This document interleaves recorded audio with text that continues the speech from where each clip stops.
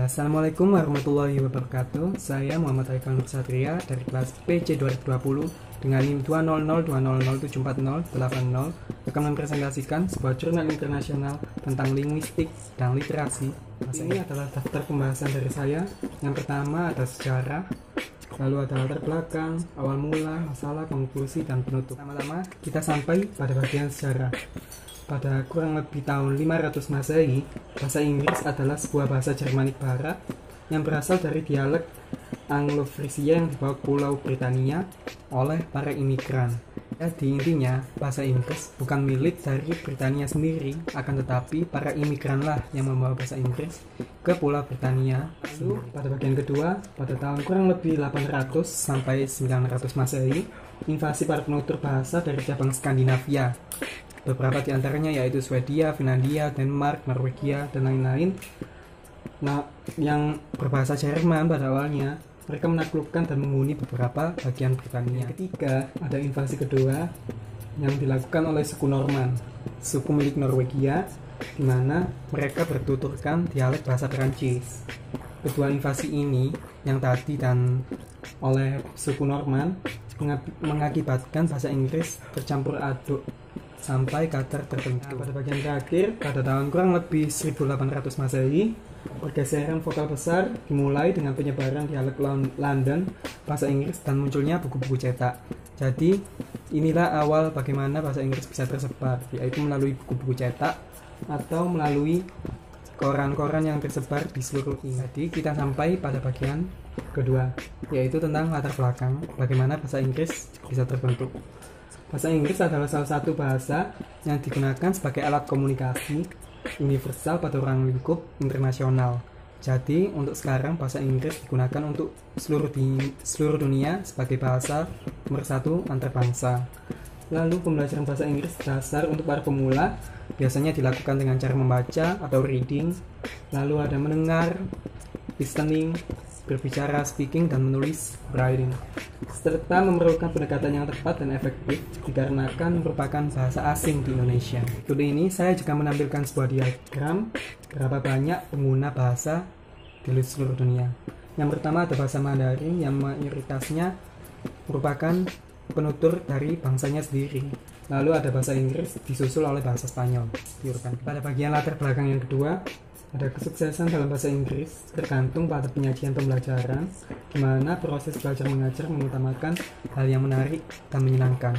Maksudnya di sini adalah bagaimana guru atau dosen menerangkan materi bahasa Inggris kepada murid-muridnya agar menjadi lebih menarik dan menyenangkan, sehingga para murid atau mahasiswa tidak jenuh akan materi yang disampaikan. Teknologi komputer yang berkembang saat ini dapat membantu dalam pembelajaran secara mandiri karena memiliki fasilitas multimedia yang dapat mengeluarkan gambar, suara, dan pengenalan suara.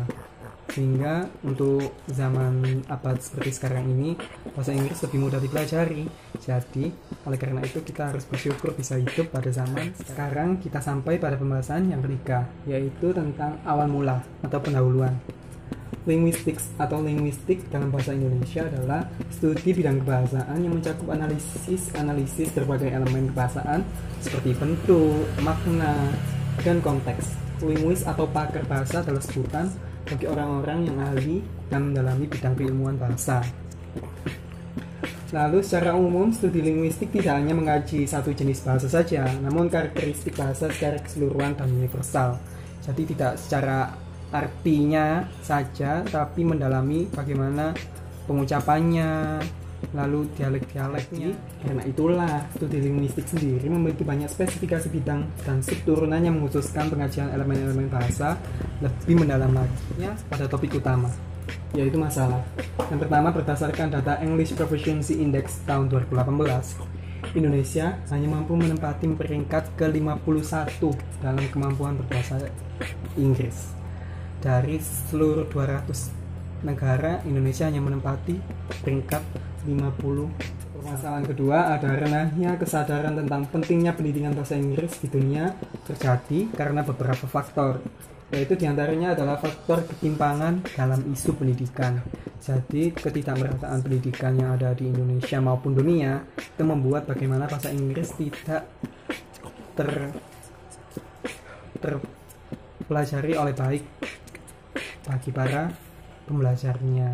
Masalah selanjutnya adalah motivasi belajar juga diyakini sebagai salah satu masalah utama dari pembelajaran bahasa Inggris.